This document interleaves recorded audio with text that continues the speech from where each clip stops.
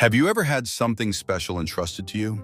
A gift, a talent, or a purpose that could change your life? Now imagine losing it, not because someone was stronger than you, but because you made one wrong decision after another.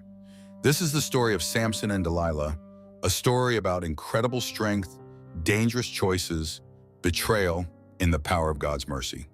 Long before Samson was born, an angel appeared to his mother with an extraordinary message. She would have a son who would be set apart for God from the day he was born.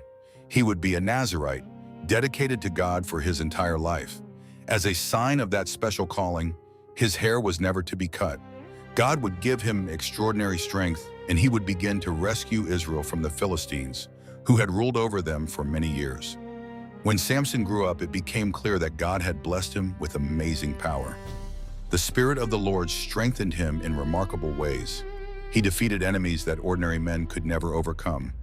On one occasion, he fought and defeated a roaring lion with his bare hands.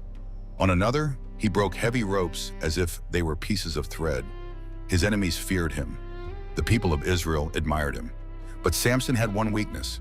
He often ignored God's wisdom and followed his own desires. Instead of making careful choices, he acted on impulse. Again and again, he placed himself in dangerous situations. Eventually, Samson fell in love with a woman named Delilah. The rulers of the Philistines saw an opportunity. They secretly went to Delilah and offered her a great reward if she could discover the secret of Samson's strength. Delilah agreed. One day she asked Samson, "Tell me, what makes you so strong? How could someone overpower you?" Samson didn't tell her the truth. Instead, he gave her a false answer. That night, while he slept, Delilah tested what he had said, but it didn't work.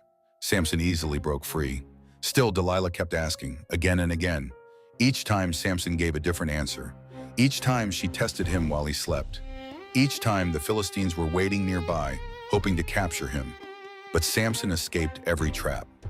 Finally, Delilah said, "If you really love me, why won't you trust me?" Day after day, she continued asking. She wore him down with her words. At last, Samson revealed the truth. "My hair has never been cut," he told her. "I have been dedicated to God since before I was born. If my head is shaved, my strength will leave me." This time, Delilah knew he had told her the truth. While Samson slept with his head resting on her lap, she called for a man to shave off his 7 braids. As his hair was cut, his strength left him. Then she cried out, "Samson, the Philistines are here!" Samson woke up expecting to escape as he always had, but this time nothing happened. He no longer had the strength that God had given him. The Philistines captured him. They put out his eyes, they bound him with bronze chains, and they forced him to work like a slave, grinding grain in prison. It seemed that Samson's story had come to a tragic end, but while he was in prison, something important happened. His hair slowly began to grow again. More importantly, his heart began to return to God. Sometime later, the Philistine rulers held a great celebration in the temple of their false god, Dagon. Thousands of people gathered. They brought Samson out to entertain them. Blind and weak, Samson was led into the crowded temple. A young servant guided him to the 2 central pillars that supported the entire building. Samson quietly prayed, "Sovereign Lord, remember me. Please strengthen me just one more time." It was not a prayer of pride. It was a prayer of repentance and dependence on God. Then Samson placed his hands against the 2 pillars.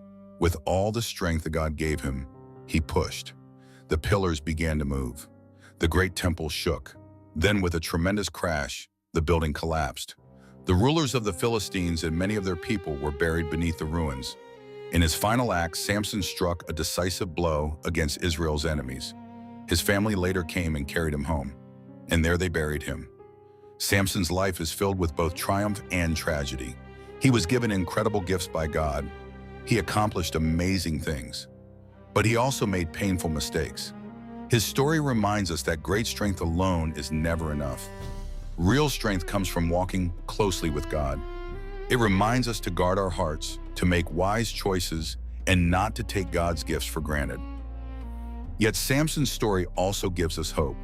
Even after failure, even after poor decisions, God's mercy was still available. When Samson sincerely turned back to God, he found forgiveness, strength, and purpose once again. Maybe you've made mistakes. Maybe you've trusted the wrong people. Maybe you've drifted away from the path you knew was right. Samson's story reminds us that failure does not have to be the end. When we turn back to God with sincere hearts, His grace is greater than our failures.